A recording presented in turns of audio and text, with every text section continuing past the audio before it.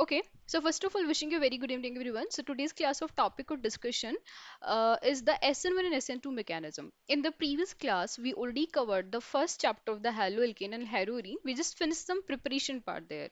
But in the preparation, most of the time we are using that SN1 mechanism and SN2 mechanism. So before understanding that point, the first point of discussion is right now that SN1 and SN2 mechanism there. So what is the meaning of this word SN1 and SN2 mechanism? So let's just start. But before starting with that portion, the very first point is this, that what is the reaction coordinate? Okay, sorry, the topic of discussion, let me just write the name. That is a reaction intermediate.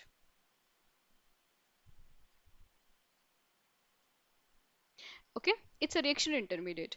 Can you just tell me what do you mean by this word reaction intermediate? Anyone, do you know? Okay, so let me just give you a very simple idea about this. What is the meaning of this word reaction coordinate? So reaction coordinate sorry, I'm sorry, reaction intermediate. For example, there is some reactant. Okay, this is my reactant, let's say, and reactant is going to convert into the product part. So what do you think? Like, okay, we are having a reactant, and okay, quickly product form. It's not going to happen. Do you know actually what is going to happen there? First of all, reactant convert into some kind of thing that is we call this is an intermediate. Okay, intermediate. Now what is the meaning of this word intermediate? Intermediate means it is like a in between reactant and product. You know, inter means inside, mediate means in between. So in between reactant and product there is something is formed that is known as an intermediate. Now the question, we what is intermediate? Intermediate is totally decided by the bond breaking and bond formation during the reaction is there. How about the bond breaking? For example, if let's suppose if I'm talking about the bond cleavage, okay, so it's totally depend upon this point, that is a bond cleavage. So what is the meaning of this word bond cleavage? Bond can be cleaved in a two way. One is going to be the homolytic cleavage, okay, homolytic cleavage, and one is going to be the heterolytic cleavage. So quickly, can you just tell me that if homolytic cleavage is there, so which kind of intermediate you are assuming here? If you know little bit about this, that is heterolytic cleavage, and one is homolytic cleavage. So what is the meaning of this word? That homolytic cleavage there. Homo means, you know, this word we discussed so many times. Homo means same. When this word came into the picture, homo means same. Okay, and when we're starting with the next point, that is the hetero, hetero means different. So homo means same, hetero means different. Okay, so always be noted, this is a key point here, homo and hetero part here. So let's just back here, hetero means different. Okay, cool, but same and different, what is the meaning of this word here? So let's just understand, you know, the complete organic chemistry is a covalent bond. For example, I'm having a carbon and carbon. You know, it's a covalent bond, it's a mutual sharing. Carbon be like one electron from my side, one from my side. And now, what if, first of all, you are having a reactant, let's say. Okay, reactant. Let's just assume this is some carbon and carbon single bond.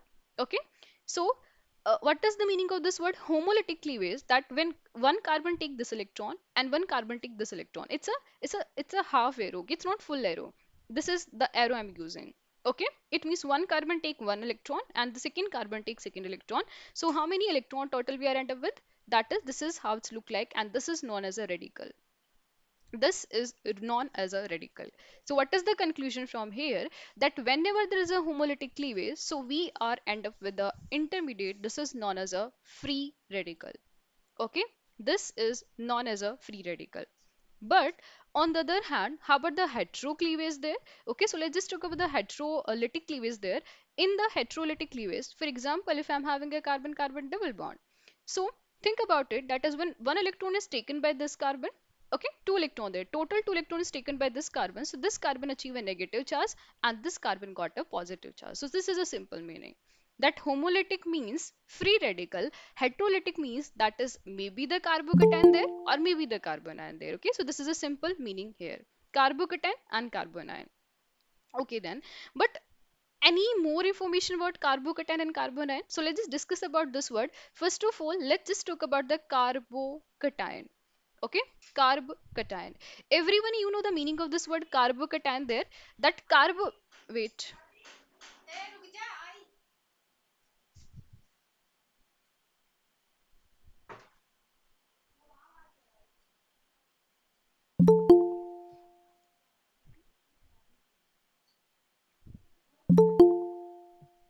Okay, I'm sorry for this.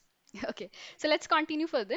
I'm really very sorry. So what we're discussing about, that is a carbocation there. So how about the carbocation? So you know, cation means positive charge. It means carbon has a positive charge. Everyone we know from the 10th class that carbon total has 6 electron. If this is my carbon, so carbon has total 6 electron. So you can say 1 electron, 2 electron, 3 electron, 4 electron total. Right? This is a simple meaning here. And valency wise, that is going to be the 1s2, 2s2 and 2p2 there. This is a simple meaning of a carbon. Carbon has a total 6 electron there. Okay then. Now listen my point. What is the meaning of carbocation? Carbon has total 6 electron, right? So in this case, if carbon lose one electron there, look at this. That carbon valency 4 and carbon loses this electron. You know the meaning of positive charge when someone loses the electron there. So now how about the carbon there?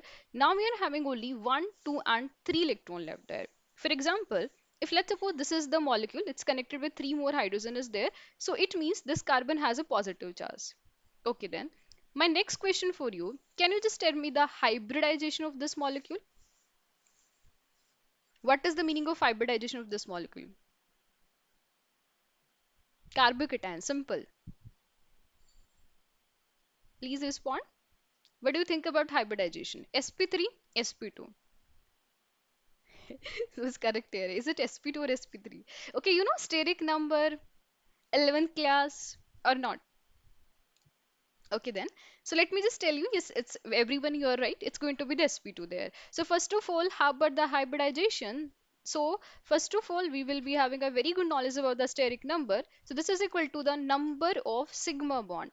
Whatever be the sigma bond there, sigma bond plus that is the number of lone pair. Okay, electron. I said number of lone pair, okay, not electron, number of lone pair there. So in this case, how many sigma bond you can say? That is 1, 2 and 3. Total 3 sigma bond. Any lone pair? No, because carbon positively charged there. So total 3 is the steric number. It means this is going to be the sp2 hybridized. Now next question for you. If this is sp2 hybridized, can you just tell me the shape or yes, hybridization part here? sp2. Okay, this is sp2 positively charged like this. How about the shape? Trigonal planar. Yes, it's going to be the trigonal planar. It means this carbon, this is a vacancy. Okay, it means vacant p orbit and it's going to be the planar. It's going to be the trigonal planar. That's it. This is the carbocation sample. Okay. After this point, carbocation, next is going to be the that carbanion there. Okay. So let's just discuss about the next one. That is a carbanion. This is a part of the 11th class. I'm just giving you a brief only so that we are able to understand what is really happening there. So about the carbon anion there, that obvious that carbon 1, 2, 3 and 4 electron, right? Same hydrogen and same hydrogen. So now negative charge, you know, anion means extra electron on a carbon. So just because of this, now this carbon has extra electron. It means it's behaving like a lone pair. Okay, it's not lone pair, but the extra electron is behaving like a lone pair. So now, same question. What do you think about hybridization here? What do you mean by the hybridization here? Option is sp2, sp or sp3. Same go with the steric number. What is the formula we just discussed? That the steric number is equal to the number of sigma bond plus the lone pair as well. Yes, please. sp3. Very good, Sri Kumaran. So it's going to be the sp3 there. Yes, very good, Manjul. So, okay then. So let's just back to our slide there. So how about the steric number? Let's calculate 1, 2 and 3 and 4. Total 4. 4 is the steric number. It means this is sp3. If this is sp3, it means it is going to be the, that is the tetrahedral structure. Yes. But shape wise, it's going to be the pyramidal. Okay. Pyramidal. That is the triangular pyramidal, trigonal pyramidal. I'm sorry, it's not triangular. That is trigonal pyramidal. So the structure is what? That is trigonal pyramidal. Simple. Okay. Now, how about the number of electron in this case? Let's calculate. So you can say 1 and 2, 1 and 2, 1 and 2 and 2, total 8 electron. So octet is completed. It's not a electron deficient compound. Okay, it's not a electron deficient compound. It's electron rich. Okay then, let's continue further. Let's see the third intermediate there. That is the that carbon radical. Okay, you can say simply radical or carbon radical there. Same question for you. Can you just tell me what do you think about the hybridization now? So radical means now carbon has one unpaired electron like this. Yes, please. Same. How about the hybridization?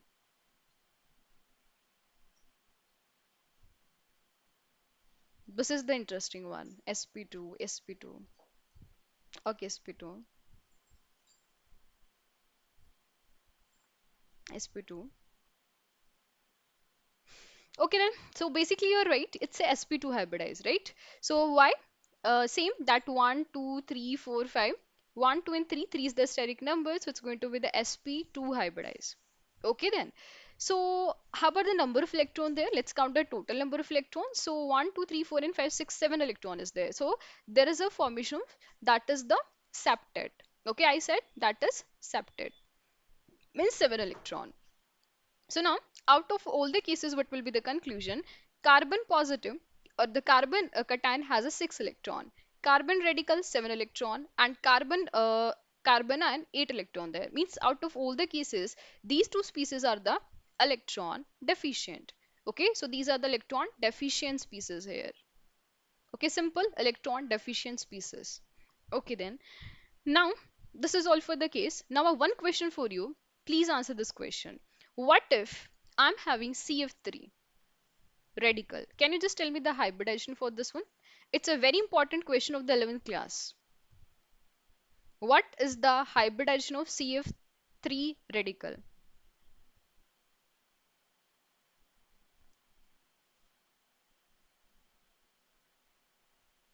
sp2. Because this is an interesting question. It's not like it's easy. But anyway, sp3, okay. Manjul, okay, Jay. Do you know the reason behind this is, as well? Okay, this is sp3.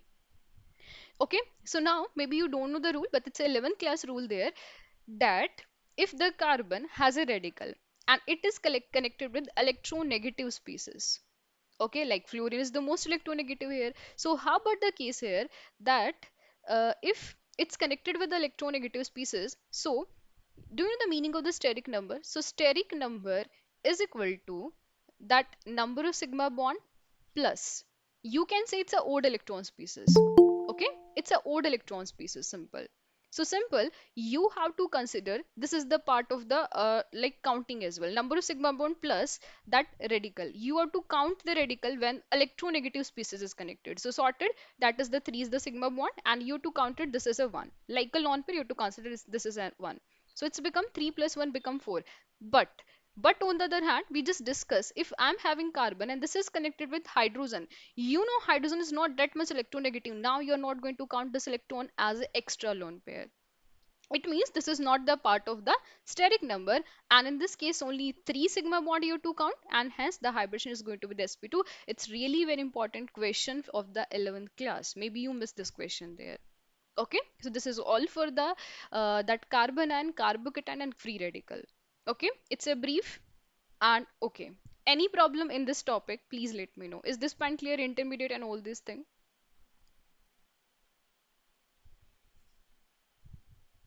If you are having problem, please ask, okay? Of course, Manjul, okay, this is the rule. You know, in the 11th class, chemical bonding. Okay? Yes, previous slide. Okay, this is the previous slide. Please make the knot with your hand. Okay, I know my handwriting is very bad. So, try to understand the thing only, okay? Of course, I will. Just wait. Okay, so last three slide I'm right. So we just discussed about that is a carbon ion. So I just explained to you that is a carbon ion means carbon has two electron. You know, total four electron is there. But if the negative charge means extra one electron is also there. So just because of that, how about the steric number 1, 2, and 3 and 4? So 4 is the steric number. That's why it's going to be the sp3 hybridized. This is I'm just explaining right now. Okay. And after this, we discuss about a question, Sri Kumaran, that this is a question that in CF3 the hybridization is sp3, but on the other hand in CH3 radical the hybridization is sp2. Okay, I just discuss a rule there. That is the rule said if the connecting thing like fluorine is more electronegative, so you to consider the radical as a part. Like number of sigma bond total 3 and radical 1, so it's become 4. But on the other hand, if this hydrogen is not electronegative, if it is connected with the carbon, so it's going to be the sp2 hybridized. Okay, this is the point. Right now we just discuss everyone. If you're having any network issue, okay, I will provide the recording and then you can collect the notes from there. Okay then, and of course, just try to focus to understand the thing only. Okay, leave for a while the not part. Just wait.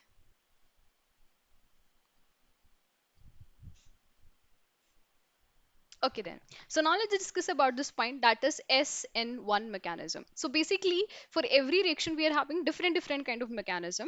And the most famous one SN1, SN2, there is a so many SNAR and all these things we will cover one by one. So in today's class the topic of discussion is going to be the SN1 mechanism. So what is the meaning of this word SN1? So S for substitution. Okay, substitution. Maybe you know the meaning of the word substitution. If you don't know, don't worry, I will explain to you. N for nucleophilic. Okay, N for nucleophilic. One for first order. Okay, you know chemical kinetics, that first order reaction or second order reaction. So it is going to be the first order reaction. Okay, so right now we just record what is S and 1. But what is this really? So listen, first of all, let's just discuss about a very simple example about this word. What is the meaning of this word? Substitution reaction there. So how about the substitution there? For example, if let's suppose, okay, what is the meaning of this word substitution there? For example, if let's suppose I'm having some OH Cl group, let's say Cl group. Okay, there is some R, this is the case here.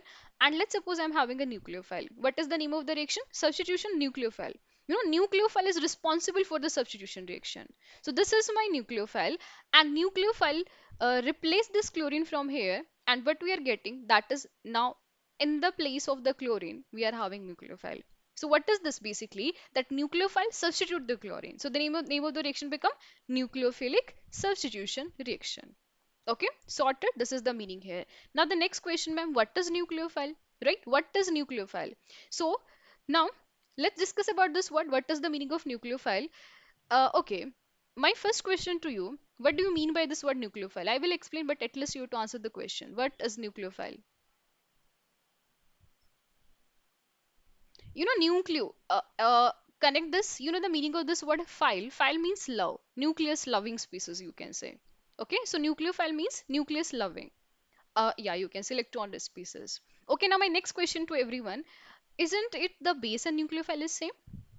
Yes, next question please. Base or nucleophile is same? Aditya, technically you're right, but base and nucleophile is a different thing. Okay? No, Sri Kumar, you're right. Okay, so be noted. It's not like I'm having a base and nucleophile both are same. No, no, they are not same. Okay, so first of all, let's just go with the flow. That nucleophile means that is electron donor, you can say basically. But there's some term and condition apply that nucleophile is not everything which is behaving like a donor. Okay, just wait, I will tell you the difference as well. So first is, what is the meaning of nucleophile? Nucleophile is a donor. Now good question, donor means electron rich. Electron rich, okay, so it means negative charge species is a donor. The species which one has a lone pair has like a donor, yes, donor.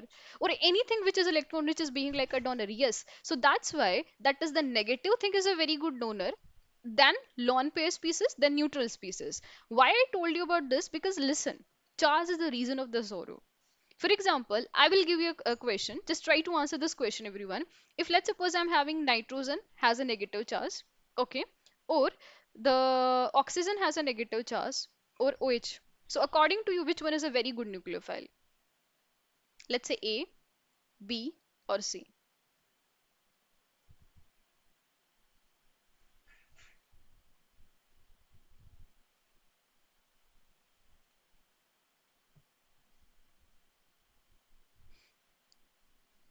B. Huh. What are you doing? B. Okay. So got it. I know I'm getting like what is the problem here? Okay. So my question to you, okay. C is technically you can say that negatively charged means Let me just omit the option that you can say that C.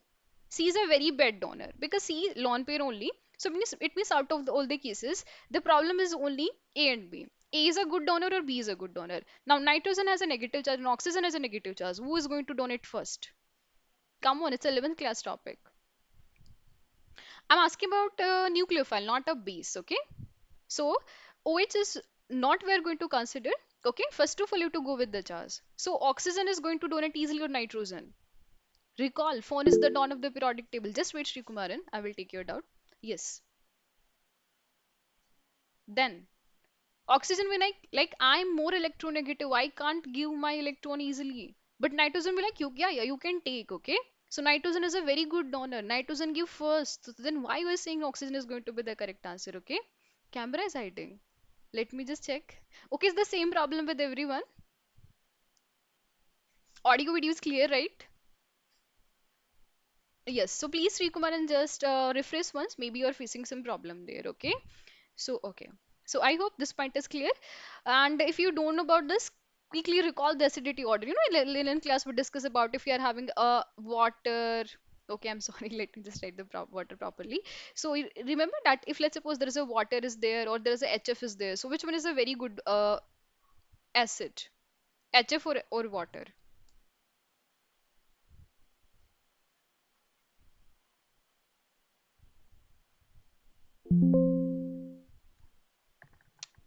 Hmm? Please answer this question. Which one is a very good acid? HF. Then why you are saying acid? Sorry, HF is a very good acid? Because we know that if let's suppose this one release one H positive and there, so we are getting OH negative. So it's a very good. Uh, okay, on the other hand, we are having fluorine. So fluorine be like I'm more electronegative. I can't give my electron easily. So that's why it's more stable over the OH. So same phenomena we're applying here. So be noted if we're talking about the nucleophilic order. So first negative species, then lone pair, and the neutral one. Okay, I hope sorted about this nucleophile and all this thing. Okay then, so now what we're discussing there, that SN1 mechanism. Okay, so let's just discuss about this word. What is the meaning of this word SN1 mechanism? So we are having some kind of reactant you can say, substrate you can say, anything you can say. Okay, so for example, this is my some carbon. Okay, just for a this point, let's just take some R. Okay, R dash. I hope you know the meaning of R. R is nothing. It can be any alkyl group. Okay, there is a some living group. Okay, right now we are taking this as a living group. What is living group? LZ means leaving group. So living group means a group which is going to leave the reaction, which is going to leave the reactant there. Okay, so we have to call this as a living group there. So let me just write now general case like what is the meaning of this living group. For example, let's just consider this is my halogen group. You know, typically we are taking halogen as a that living group there. So this is the meaning of halogen there. So now what does the SN1 mechanism? It's a irony, it's a SN1 mechanism, it's a first order reaction, but do you know it's really a two-step reaction? Okay, very fast. I'm repeating one more time. SN1 mechanism, okay? You can make a note, it's really very much important there that SN1 mechanism is a first order reaction. It's a first order reaction, but it is a two-step reaction. Okay, so how to justify a first order reaction and two-step reaction? Okay, so before moving further, let's just quickly recall the chemical kinetics. Okay, you know the meaning of complex reaction, everyone? Please answer this question quickly. What is the meaning of complex reaction?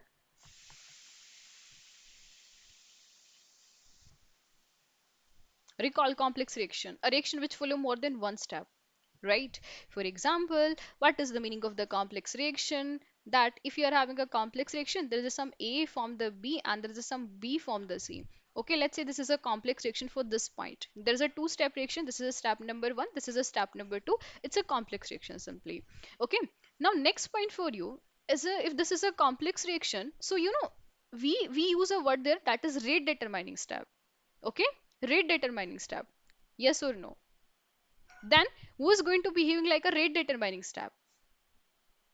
Slowest step, right? So oh, it means if we are having more than one step reaction, so the slow step we have to search. Yes, then we are going to check it for the RDS step.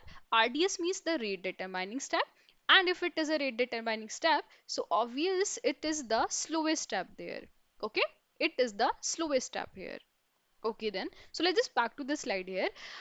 So it means it's a two-step reaction, so something is connected with the step. So let's just discuss about the SN1 mechanism right now, and now the mechanism start. Now we know everything, we know nucleophile, we know substitution, we know everything now. So let's just discuss about now the SN1 mechanism, okay? Mechanism, mechanism of SN1 reaction. Okay then. So the step number one. The step number one is going to be the formation of carbocation. Okay. So the step number one, that is formation of carbocation. So there's a formation of carbocation there. So how about the case? For example, if you are having a carbon, there's a some X group is connected there, and this is some R, the same thing which we just discussed here, double bond, triple bond like this. Okay, it means R can be any number, it can be same, it can be different. Okay, so first of all, that is this X group is going to leave. Okay, so it means this X is going to be leave, and basically we are just left with here that if you were to observe the point, that how about the left thing, that carbon positively charged. Okay, so how the, if you are not able to understand, always just think about it like how the bond break there, that is carbon X, this bond break there, we are having a negative charge and positive charge.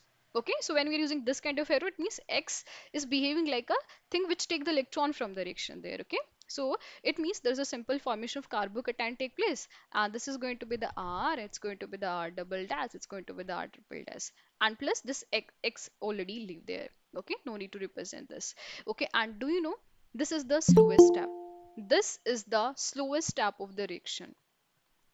Okay, this is the slowest step. So just write here in the bracket, that is, it's a slow step. Okay, so you can say it's a rate determining step. If this is a rate determining step, can you just tell me the rate of reaction? So you can say that is the rate of reaction is only depend upon this. What we call this, it's nothing, it's known as a substrate. It's a substrate, reactant, whatever you like, you can use here. So the rate is directly proportional to the concentration of the substrate. Recall the chemical bonding that according to the rate law, rate is directly proportional to the concentration of a reactant raised with the power which is not equal to the stoichiometry. Okay, which is equal to the order of reaction. So it means substrate, there is only one substrate, so you can say the raised with the power. In order to remove the constant of proportionality, we have to put some k there. Simple. Okay, so that's why you can write rate is equal to this. And now, can you just tell me the order of reaction? What is the order of reaction? One. Okay, so I hope it's justified now that why this is known as a first order reaction. So you know that how to identify the order of reaction, it is going to be the first order reaction. Okay then. Now the step number two. Step number two is what? That now this is the leaving group leave. Now we are having a carbocation and the substrate is going to connect here. So let's see the step number two. Attack of nucleophile. Okay. Step number two, that is attack of nucleophile take place here. So how about the case? Now our carbocation is ready, and now this is my R dash, this is my R double dash, this is my R triple. Okay, like this. Okay. And this nucleophile be like, oh, this is a positively charged, let's connect, and hey, we are end up with the nucleophile there. So this is a simple meaning of the that SN1 mechanism. And this step is going to be the fast step. It means this is not going to participate not in the rate of reaction. So this is a fast step. This is not the part of a rate of reaction there. Okay, that's it. This is the meaning of SN1 mechanism. Okay. Now next step. So ma'am, how to decide the rate of reaction? Okay, for example, there is a question for you. My question to you, let's just suppose I'm having CH3X, okay, or CH3 twice X, or that is a CH3 thrice X. According to you, A, B, C, which one give the SN1 reaction fastly? Which react fastly for SN1 mechanism? C? Okay. Is it A, B, or C? Okay, I'm not assuming you're able to answer the question because actually I not explaining all these things to you. So now, Okay, you are right, basically, because you already answered the question. C is the correct. But why C is the correct? Because we know in this point that if I'm using this word SN1 mechanism, so my rate determining step is what? Formation of carbocation. And isn't it, we know from the GOC part there that tertiary carbocation is more stable with the primary, sorry, secondary and more stable with the primary there. So for this point, please everyone please once revise the 11th class GOC, that carbocation, carbon and stability, because it is going to be the important part for you. So let's see how that we know the stability. So you can say, let's discuss about the factor affecting rate. Okay, rate of SN1 mechanism. Like how the different thing really affect the rate of erection there. So let's discuss about the factor number one. So this is going to be my factor number one, that the stability of carbocation.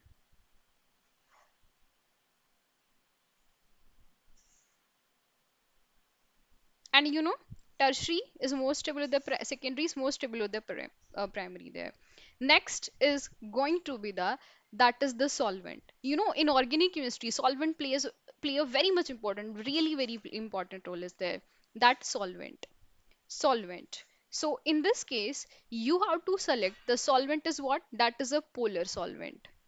And not only polar, the polar protic solvent, it's very much important here, that is polar protic solvent. Later we also discuss about this point, how we are able to differentiate between SN1 and SN2 mechanism just by using the solvent part only. So it's a polar protic solvent.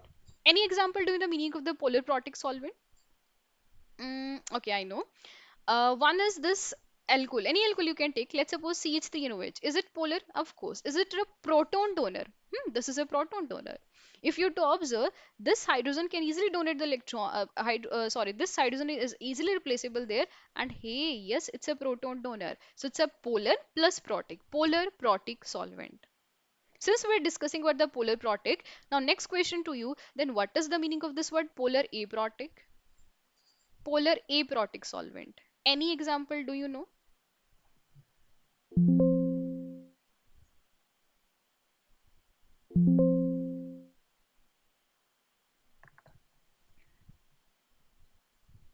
Ester, okay.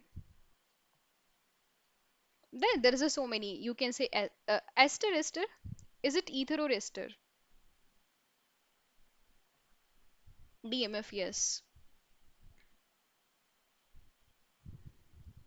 It's a ether, okay. Ether, acetone. You know acetone. This is acetone.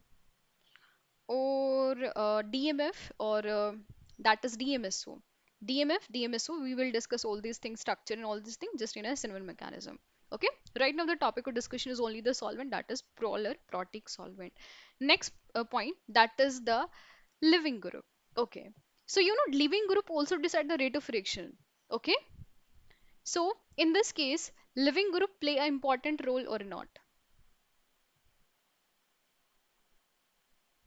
Hmm?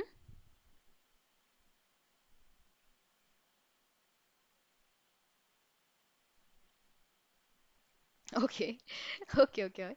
So, uh, okay, think about it. If, okay, there's a stability. Okay, this is my tertiary carbocation. This is a question for you, simple.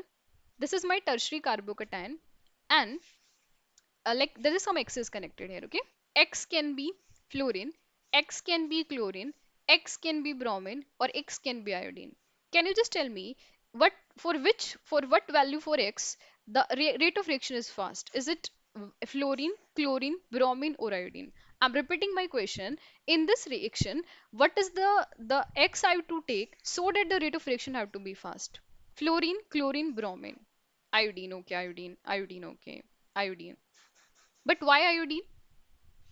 Because we want to break the bond, right? In this case, there's a tie for the positive charge. We want to break the bond, and I know very one thing already, that if let's suppose I'm having a carbon and fluorine, you know, both is belong to the T2P2P.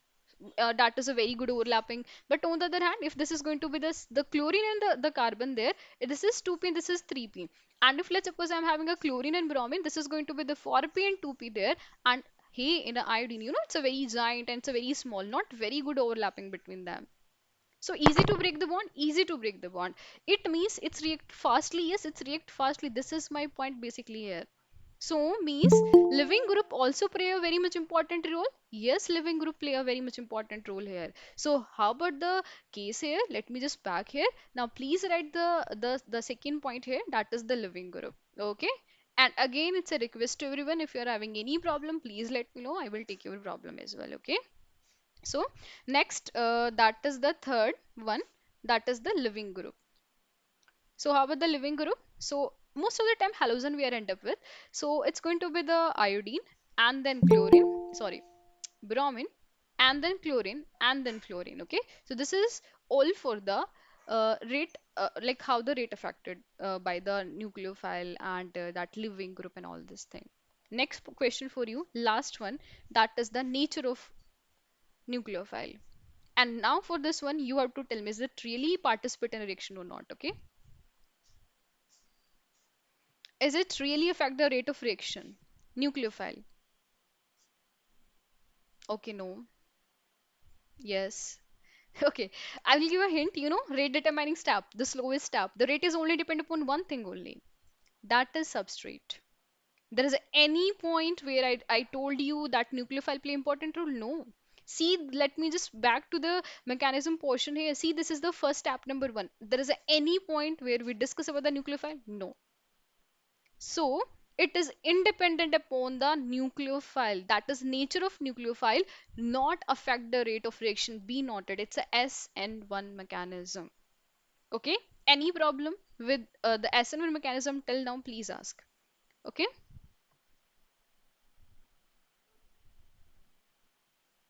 Okay then. So no, no, no, no, no, Spandana, that is a different point. Okay, this is a different point. Okay, just wait. First of all, let me just explain the SN1, then SN2, and then we will discuss about the difference or like relation between them. Okay, I know how you're saying, ma'am, weak electrophile, strong electrophile, but this is a different point. Just for this point only, okay, just wait for a while, then you will getting all these points, Spandana, okay? Right now, please don't mix the thing, otherwise you will be having a problem. Okay, now the last point of the class is what? That is the graph or like how to represent everything in a graph. Okay, graphical representation. Okay, then. So now let's just start with the graphs. And before starting with the graph, okay. So let's try to make a graph there. It's a two-step reaction, right? So if you try to do the graph, so this side, every time we are taking a potential energy, okay? I said that is a potential energy. So potential energy or any form of energy, most of the time we are end up with the potential energy. But because it's a potential energy curve. And this side we are having a progress of reaction, or you can say that is a reaction intermediate or progress of reaction you can also use. Okay. So it's a two-step reaction. First of all, this is my reactant. This is my reactant. So reactant, and somewhere we are having a product. Okay, let's suppose this is my product. Now if you want to convert the reactant into the product, we have to basically follow the two step. That is a step number one and step number two there. So first of all, everyone quickly recall the activation energy graph. You know how the you can see the graph look like. Reactant move first, and this is how we are enter with the intermediate. Okay, this is an intermediate. And further, now what is this? There is a formation of carbocation. Let me just write how. That is, this is how the case, and this is my living group. Please be noted, Lz means living group. Lz means living group. Okay, living group simply. So let's just back here, that if you have to observe here, this is living group, and right now there is a formation of carbocation take place without any living group. Okay, now our graph is going to move further. That how about the next step there, that after the living group point here, that the graph move further. Okay, like this. I'm sorry.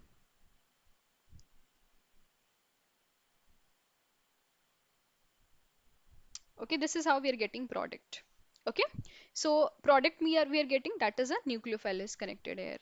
Okay, this is all for the graph. Now in this case, there's a two important point. One is intermediate. Intermediate there, how many intermediate formation is there? If you have to observe that, there's a two thing you're observing in this graph, that observe this.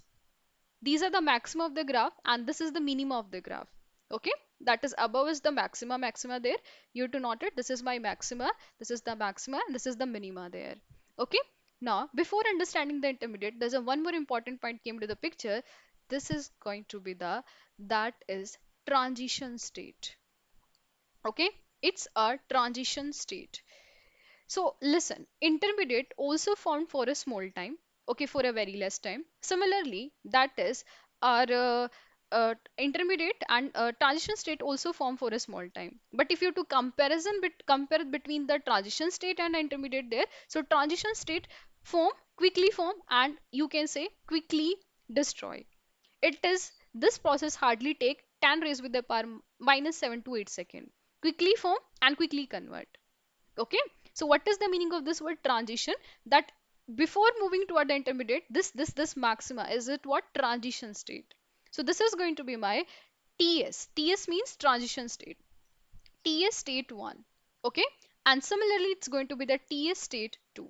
Now the next most commonly asked question from the graph, that how the question frame from this graph there, that the question is very simple. You every time you are end with the intermediate and question ask about the number of transition state. I will tell you how. Wait for a while.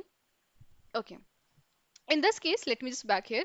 Noting something, do you not you are able to note something here, that if there is a one transition state, if there is a one transition state, observe this. In this case, sorry, not a transition state, intermediate. How many intermediate we are getting? Only one. Let me just mark this is the intermediate. On the other hand, if you have to observe the transition state, so it's a 2 there. So be noted, what is the relation between intermediate and transition state? Let me just write. If your transition state is n, okay? If your transition state is n, so the intermediate is going to be the n minus 1. Okay, so how the question asks from these kind of graph, so question be like, okay, this is a graph for you, like this is a potential energy, okay, and this side we are having a direction coordinate, and let's suppose this is how the graph is going on. Can you just tell me how many intermediate stages in this graph? First question, how many intermediate stages? Minima, intermediate, maxima, transition state. Okay.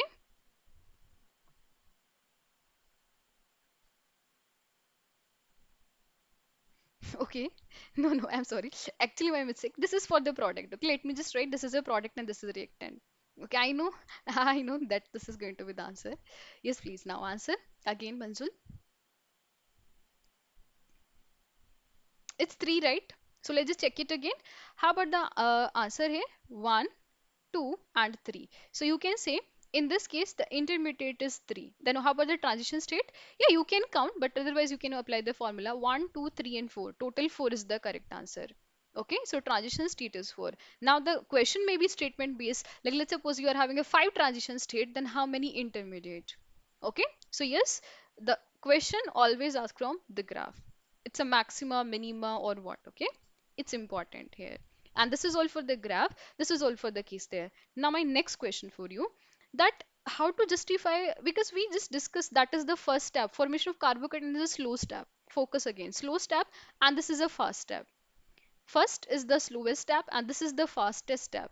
So can you just justify how it is a fast and how it is a slow? Yes, please. How to justify this? Is it fast or is it slow? Hmm. Okay, did you notice something? Activation energy, we cover everything in a chemical bonding. If you have to noted something here, that look at this one, this part here, that this is maximum there, simply. Okay, if you to observe this is maximum.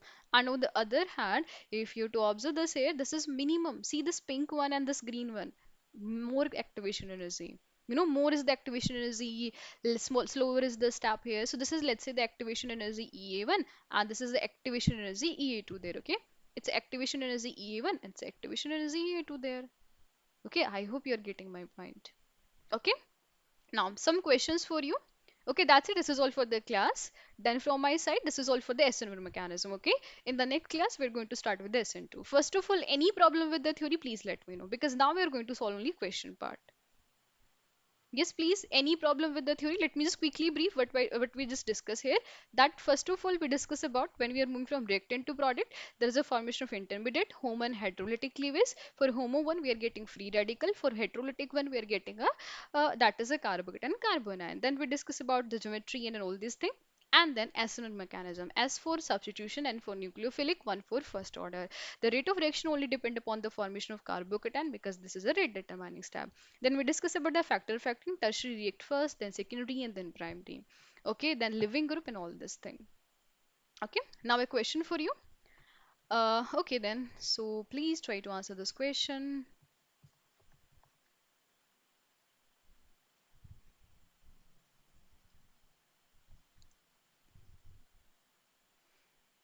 Just let me know, is this SN1 mechanism, SN1 or SN2, okay? Or no, SN1 only because you don't know the SN2, right? First of all, A, is this SN1?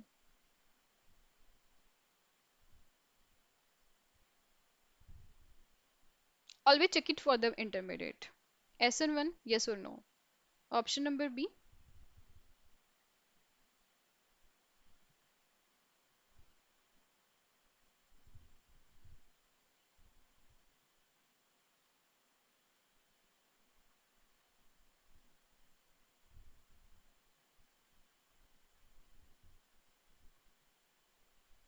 is this SN1?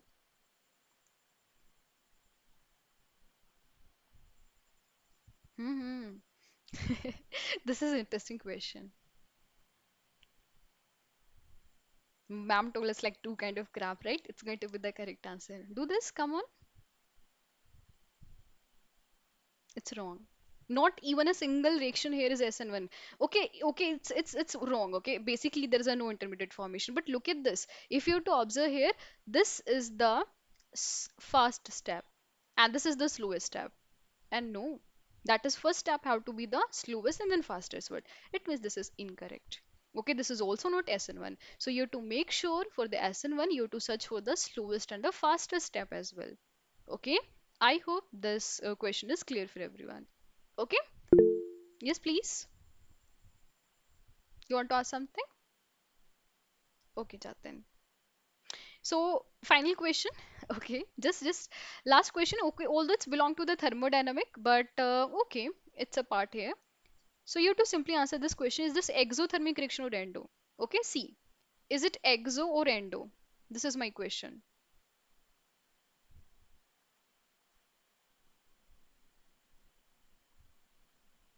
Yes. This is a exothermic reaction or an endothermic reaction?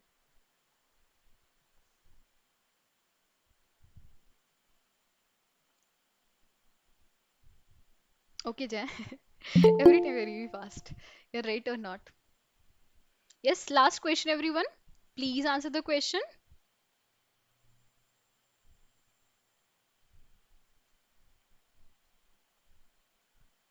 Is it exo or endo? And I'm sorry, please, you to read the side products like that is this is potential energy and reaction coordinate. Hmm. Exo. Okay. So it's very good, everyone. It's going to be the exo. But question by like how it is exo there. So you know how to identify. Quickly recall 11 class, make a straight line here, and if the product part is below this line, you know, negative direction. So it's going to be the exothermic reaction. That's it. It's exo part here. Okay then. So this is all for the that graph portion here. Okay.